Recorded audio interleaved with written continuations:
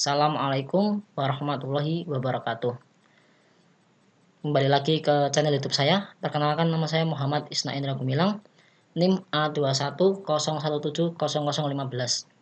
Dalam kesempatan kali ini saya akan sedikit membahas tentang materi pasar modal. Mari kita simak materi pasar modal sebagai berikut. Yang pertama, pengertian pasar modal. Pasar modal adalah tempat bertemunya permintaan dan penawaran dana jangka panjang yang terwujud dalam bentuk penjualan dan pembelian modal atau surat-surat berharga. Dalam pasar modal yang disebut juga bursa efek, ada berbagai instrumen keuangan jangka panjang yang diperjualbelikan seperti obligasi, reksadana, saham, emas, asuransi, tanah, bangunan, dan lainnya. Di sini, pasar modal berperan sebagai penghubung antara para investor dengan perusahaan atau institusi pemerintah. Dari segi penawaran surat berharga, pasar modal terbagi menjadi dua, yaitu pasar perdana dan pasar sekunder. Pasar perdana adalah tempat pertama kali penawaran umum sekuritas ditawarkan pada investor. Sedangkan pasar sekunder adalah pasar yang difasilitasi bursa efek untuk melakukan jual beli saham yang sudah didapat ketika di pasar perdana. Selanjutnya, pasar modal apabila dilihat dari tata cara perdagangan efek dapat digolongkan menjadi tiga sebagai berikut. Yang pertama, pasar perdana atau primary market. Pasar perdana adalah pasar di mana efek-efek diperdagangkan untuk pertama kalinya. Sebelum dicatatkan di bursa efek, di sini efek untuk pertama kalinya ditawarkan kepada investor oleh pihak penjamin emisi efek melalui perantara pedagang efek, broker dealer yang bertindak sebagai agen penjual efek. Harga efek ditentukan oleh emiten atau perusahaan yang menerbitkan efek dan penjamin emisi efek. 2. Pasar sekunder atau secondary market. Pasar sekunder adalah pasar di mana efek-efek yang telah dicatatkan di bursa efek diperdagangkan. Pasar sekunder merupakan penjualan efek setelah penjualan pada pasar perdana berakhir. Harga efek di pasar sekunder ditentukan berdasarkan kurs efek tersebut. Naik turunnya kurs suatu efek ditentukan oleh permintaan dan penawaran efek tersebut. Nomor 3, bursa paralel. Bursa paralel merupakan alternatif bagi perusahaan yang go public untuk memperjualbelikan efeknya. Karena tidak semua efek yang diterbitkan oleh perusahaan yang go public dapat menjual sahamnya di bursa efek. Hal ini disebabkan persyaratan untuk listing di bursa efek tersebut cukup berat dan sangat ketat. Sejak tahun 1988, bursa paralel yang disebut Bursa Paralel Indonesia atau BPI mulai beroperasi dan dikelola oleh Persatuan Perdagangan Uang dan Efek atau PUPE.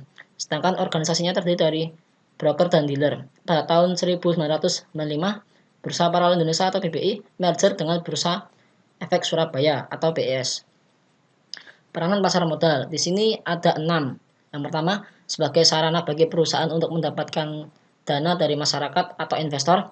Yang kedua, sebagai sarana bagi masyarakat untuk berinvestasi pada instrumen keuangan seperti saham, obligasi, dana reksa, dan lain-lain. Yang ketiga, sebagai sarana untuk mengalokasikan sumber daya ekonomi secara optimal. Yang keempat, mendorong peningkatan investasi sehingga dapat meningkatkan kemakmuran rakyat suatu negara. Yang kelima, mendorong pengelolaan perusahaan secara profesional.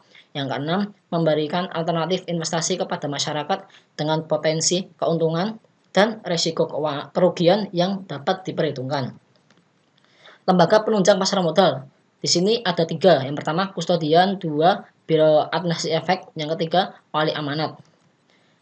Yang pertama, kustodian adalah pihak yang memberikan jasa penitipan efek dan harta lain yang berkaitan dengan efek serta jasa lain, termasuk menerima dividen, bunga, dan hak-hak lain, menyelesaikan transaksi efek, dan mewakili pemegang rekening yang menjadi nasabahnya. Yang kedua, biro administrasi efek adalah pihak yang berdasarkan kontrak dengan emiten melaksanakan pencatatan kepemilikan efek dan pembagian hak yang berkaitan dengan efek. Pihak yang dapat menyelenggarakan kegiatan usaha sebagai biro administrasi efek adalah perseroan yang telah mendapatkan izin usaha dari OJK atau Otoritas Jasa Keuangan. Yang ketiga, wali amanat adalah pihak yang mewakili kepentingan pemegang efek yang bersifat utang. Kegiatan usaha sebagai wali amanat dapat dilakukan oleh bank umum dan pihak lain yang ditetapkan dengan peraturan pemerintah. Wali amanat mewakili kepentingan pemegang efek bersifat utang baik di dalam maupun di luar pengadilan.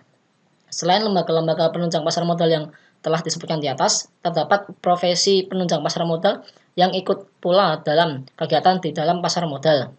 Menurut Undang-Undang Nomor 8 Tahun 1995 Pasal 64 disebutkan bahwa profesi penunjang pasar modal terdiri dari akuntan, konsultan hukum, penilai atau appraiser, dan notaris. Tugas Otoritas Jasa Keuangan atau OJK.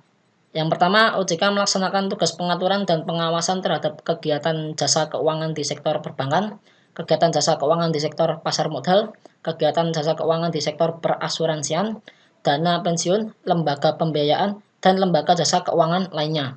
Yang kedua, OJK dibentuk dengan tujuan terselenggara secara teratur, adil, transparan, dan akuntabel, mampu mewujudkan sistem keuangan yang tumbuh secara berkelanjutan dan stabil, mampu melindungi kepentingan konsumen dan masyarakat.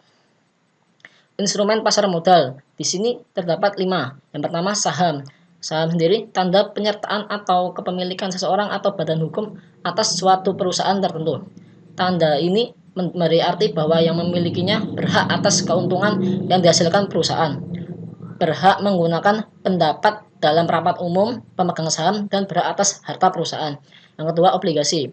Bukti utang atau surat berharga yang isinya merupakan pernyataan bahwa pemilik surat telah memberikan pinjaman kepada peminjam lewat sebuah kontrak dan dinyatakan bahwa pemberi pinjaman berhak untuk dibayar kembali pada waktu dan jumlah tertentu. Yang ketiga, reksadana. Media yang digunakan untuk menghimpun dana dari masyarakat pemodal yang dananya kemudian diinvestasikan ke dalam portofolio efek oleh manajer investasi yang sudah mendapat izin dari regulator. Yang keempat, waran merupakan surat berharga yang diterbitkan oleh perusahaan yang memberikan hak pada pemilik surat untuk membeli saham perusahaan sesuai dengan persyaratan yang berlaku. Persyaratan ini biasanya berkaitan dengan harga, jumlah, dan masa berlaku waran tersebut. Yang kelima, right issue merupakan hak investor untuk membeli saham baru yang dikeluarkan emiten, atau emiten wajib menawarkan hak ini pada pemilik saham lama. Umumnya, harga saham yang dibeli dengan menunjukkan kepemilikan right issue harganya akan lebih murah dibanding dengan yang tidak tanpa pemilikan right issue. Pelaku pasar modal. Para pelaku yang terlibat dalam kegiatan transaksi jual beli di pasar modal adalah emiten, perusahaan efek, pemodal, atau investor. Emiten itu sendiri adalah pihak yang menawarkan efek untuk diperdagangkan. Perusahaan efek itu sendiri adalah perusahaan yang sudah mendapatkan izin usaha dari regulator pasar modal. Pemodal atau investor yang bisa dari perorangan, institusi, perusahaan domestik, atau pihak asing. Cukup sekian materi yang saya sampaikan. Kurang lebihnya mohon maaf. Terima kasih dan semoga bermanfaat. Dan jangan lupa like, comment, and subscribe.